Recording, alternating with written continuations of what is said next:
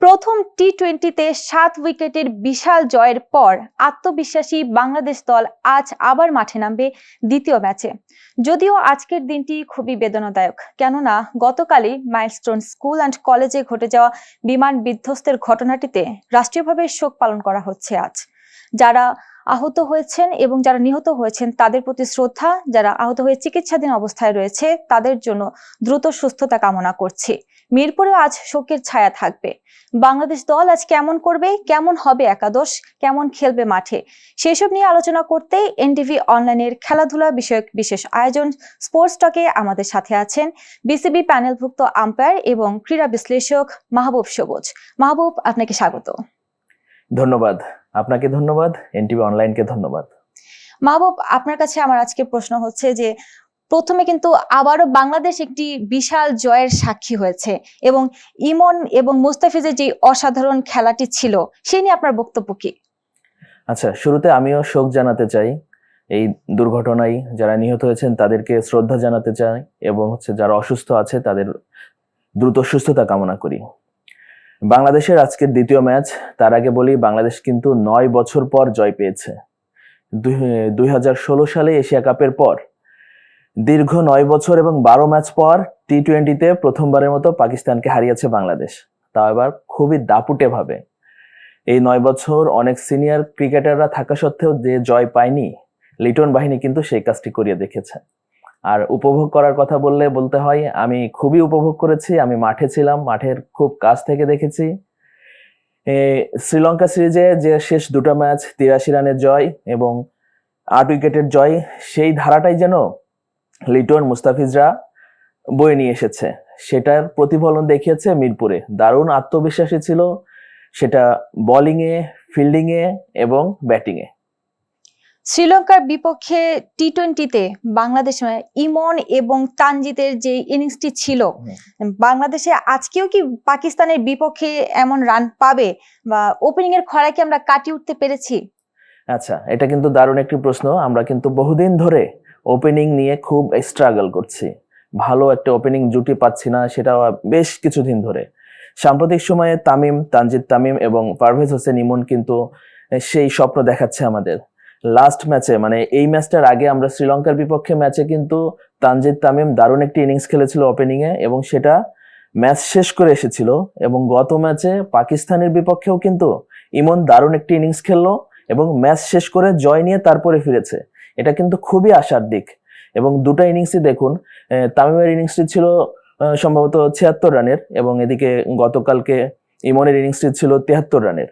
দুটাই একটি বড় ইনিংস, যা টি-20তে এটাকে বড় ইনিংসই বলা যায়। এবং দুজনই কিন্তু খুবই ভালো স্ট্রাইক রোটেট করে খেলেছেন, বাউন্ডারি পেয়েছেন।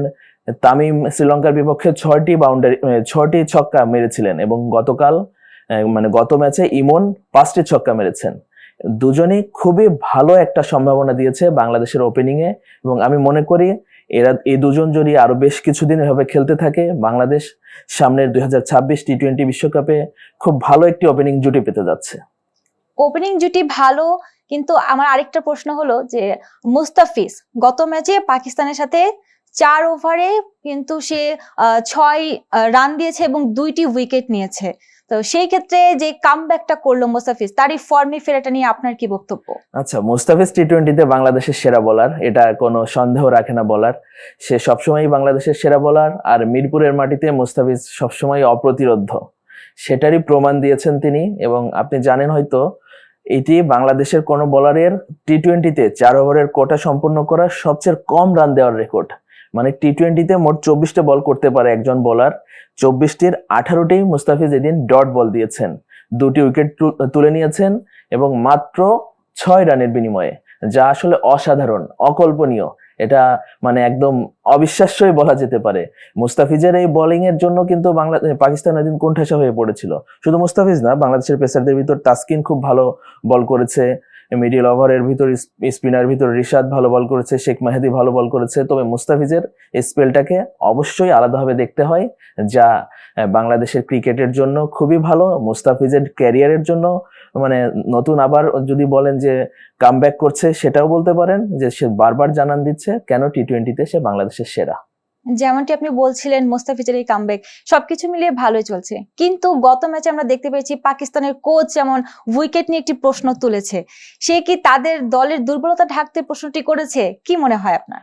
না, এটা আসলে মিরপুরের উইকেট নিয়ে সবসময় একটা প্রশ্ন ওঠে যে এটাকে অনেক সময় ধান ক্ষেত বলা হয়, অনেক সময় বলা হয় যে একদম পিচের রান নাই, রান পাচ্ছে না, স্পিনারদের স্বর্গ, অনেক কিছু বলা হয় মিরপুরের উইকেট নিয়ে। হ্যাঁ হ্যাঁ, পাকিস্তানের কোচ বলেছেন যে আসলে এই উইকেটে খেলা এটা আদর্শ নয়, তিনি বলেছেন।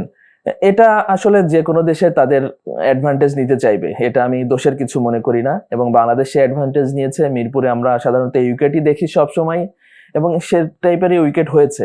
এখন পাকিস্তান নতুন করে এসেছে, প্রথম ম্যাচে হয়তো ওরা কোপ আপ করতে পারেনি, হয়তো পরবর্তীতে ভালো করবে, তবে এই উইকেট নিয়ে প্রশ্ন থেকে যায়। এই প্রশ্নটা থাকা খুবই স্বাভাবিক। আজকের ম্যাচে টস কি কোনো ভাইটাল রোল প্লে করবে? হ্যাঁ, টস অবশ্যই মিরপুরের মাঠে ভাইটাল রোল প্লে করে, সবসময়ই করে। মজার একটি তথ্য বলি, লিটন দাস কিন্তু টি-20 দলের অধিনায়কত্ব নেওয়ার পরে গত ম্যাচে প্রথম টসে জিতেছে। তার খেলা মোট 10ম ম্যাচে এসে সে প্রথম টসে জিতেছে, এবং ঘরের মাঠে বলা যায় প্রথম ম্যাচে সে টসে জিতেছে, এবং টসে জিতে কিন্তু ফিল্ডিং নিয়েছে। মিরপুরের মাঠে চেজ করা সবসময় একটি বাড়তি অ্যাডভান্টেজ দেয়। সেক্ষেত্রে অবশ্যই টসে যেই জিতুক না কেন চাইবে যে প্রতিপক্ষকে ব্যাটিং করানোর এবং তাদেরকে কম রানে অল আউট করার, এবং নিজেদের এফোর্ট দিয়ে তারা সেই রানটা চেজ করার, যেটা গত ম্যাচে বাংলাদেশ করেছে। আজকের ম্যাচটি জিততে পারলে তো বাংলাদেশ সিরিজ জয়ের একটি সম্ভাবনা দেখতে পাচ্ছে, তেমনটা আমাদের প্রত্যাশা। আজকের ম্যাচ কি কোনো পরিবর্তন আসবে, বা দুই দলের মধ্যে কেমন পরিবর্তন আসতে পারে? আজকের ম্যাচটা অবশ্যই গুরুত্বপূর্ণ। গত ম্যাচের যে আত্মবিশ্বাস দেখেছি আমরা, সেটা বাংলাদেশ যদি ক্যারি করতে পারে, আশা করি আজকের ম্যাচেও বাংলাদেশ ভালো করবে। আশা করি বাংলাদেশ জয় ছিনিয়ে নিবে এবং এক ম্যাচ হাতে রেখেই সিরিজ জিতবে, এবং যেটা হতে পারে বাংলাদেশের বর্তমান অবস্থার জন্য একটা সুখকর জিনিস। আর পরিবর্তন বলতে আমি মনে করি পরিবর্তন বাংলাদেশ হয়তো করবে না, কারণ গত ম্যাচের উইনিং কম্বিনেশন ধরে রাখার চেষ্টা করবে। আর করলেও একটি জায়গায় করতে পারে, যেটা হচ্ছে আমরা প্রায়ই দেখছি তাসকিনের ফিটনেস নিয়ে কিছুটা সমস্যা আছে, তাকে কিন্তু রেস্ট দিয়ে দিয়ে খেলানো হচ্ছে। গত ম্যাচের আগের ম্যাচেও কিন্তু শ্রীলঙ্কার বিপক্ষে শেষ ম্যাচে তাসকিনকে খেলানো হয়নি, আবার ঘরের মাঠে মিরপুরে খেলানো হয়েছে, আবার হয়তো তাকে আজকে রেস্ট দেওয়া হতে পারে। সেক্ষেত্রে অন্য পেসার শরীফুল দলে ঢুকতে পারে। অন্যদিকে পাকিস্তানের কথা বলতে যদি হয়, পাকিস্তানের কিন্তু এই দলটা প্রচুর অলরাউন্ডারে ভরপুর। এখানে মোহাম্মদ নওয়াজ আছে স্পিনিং অলরাউন্ডার, তারপরে খুশদিল শাহ আছে স্পিনিং অলরাউন্ডার, পেস অলরাউন্ডারের মধ্যে আছে ফাইম আশরাফ, তারপর হচ্ছে আব্বাস আফ্রিদিও কিন্তু ব্যাট করতে পারে। গত ম্যাচে খুব ভালো ব্যাট করেছে, শেষ দিকে বেশ কিছু গুরুত্বপূর্ণ 22টি রান করেছে। এছাড়া ওপেনার সাইম আইয়ুবও কিন্তু ভালো স্পিন বল করেন, অফ স্পিন বল করেন। তার মানে এদের কিন্তু প্রচুর অলরাউন্ডার। এরাও পাকিস্তান টিমটাও কিন্তু নতুন টিম, তাদের যাদের স্টার প্লেয়ার বলা হতো বাবর আজম, মোহাম্মদ রিজওয়ান, শাহিন আফ্রিদি, ওদেরকে ছাঁটাই করে কিন্তু তারা 2026 টি-20-র জন্য নতুন দল গঠন করছে। কিন্তু এই দলে প্রচুর ম্যাচ উইনার প্লেয়ার রয়েছে, যারা তাদের দিনে ম্যাচের একদম মোমেন্টাম পরিবর্তন করে দিতে পারে, অন্যদের থেকে ম্যাচটাকে ছিনিয়ে আনতে পারে। সেক্ষেত্রে আমার মনে হয় না খুব বেশি পরিবর্তন দেখতে পারবো পাকিস্তান একাদশেও, হয়তো সেম একাদশ দেখতে পারি।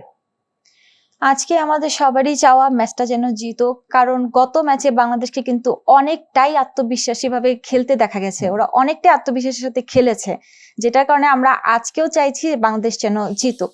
কিন্তু আজকের এই ঘটনা যেমন আমাদের শোক একটা বিরাজ করছে আমাদের মাঝে, সেই নিয়ে এবং ম্যাচ ঘিরে আপনার আজকে প্রত্যাশাটা কি? প্রত্যাশা অবশ্যই ম্যাচ জিতুক, বাংলাদেশ সিরিজ জিতুক, এটা প্রত্যাশা। এবং আজকের যে বাংলাদেশের সারা দেশের শোকের ছায়া আছে, সেটা থেকে কিছুটা হলেও যাতে জাতি একটা সুখকর কিছু পাক, সেটা আমার প্রত্যাশা। অবশ্য বিসিবিও এই জাতীয় শোক দিবসে বিশেষ পদক্ষেপ নিয়েছে। তার মধ্যে মিরপুরের সহ বিসিবির সবগুলা ভেন্যুতে আজকে জাতীয় পতাকা অর্ধনমিত রাখা হবে।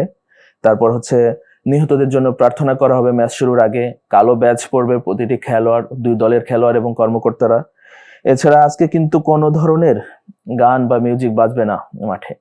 প্রত্যাশা করব যে বাংলাদেশ দল জিতবে এবং বাংলাদেশ এর মানুষকে একটি ভালো খবর দিবে, একটু স্বস্তির খবর দিবে। আর আমি আরেকটা যেটা ওপেনিং এর কথা বলছিলেন, একটা একটা সুন্দর পরিসংখ্যান দিয়ে শেষ করতে চাই, যেটা হচ্ছে বর্তমানে কিন্তু বাংলাদেশ দল মানে 2025 সালে যতগুলো দল আছে তাদের মধ্যে টি-20তে সবচেয়ে বেশি ছক্কা মারা দল। 10টি টি-20তে বাংলাদেশ 88টি ছক্কা মেরেছে।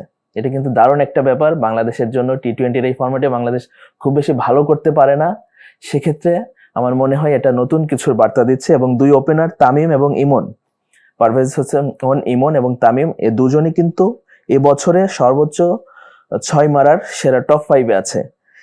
তামিম 24টি ছক্কা মেরেছেন এবং 5 নম্বরে তিনি আছেন 1 নম্বরে। ইমন 22টি ছক্কা মেরে আছেন 5 নম্বরে। মানে টি-20তে বাংলাদেশ যে একটি গোছানো দল হচ্ছে, যে কোনো প্রতিপক্ষকে চ্যালেঞ্জ করার জন্য আসন্ন বিশ্বকাপকে সামনে রেখে, আমার মনে হয় এটা বাংলাদেশের দলের জন্য খুবই একটি ভালো দিক। জি, আপনাকে অসংখ্য ধন্যবাদ মাহবুব। দর্শক, শেষ করছি আমাদের আজকের আয়োজন।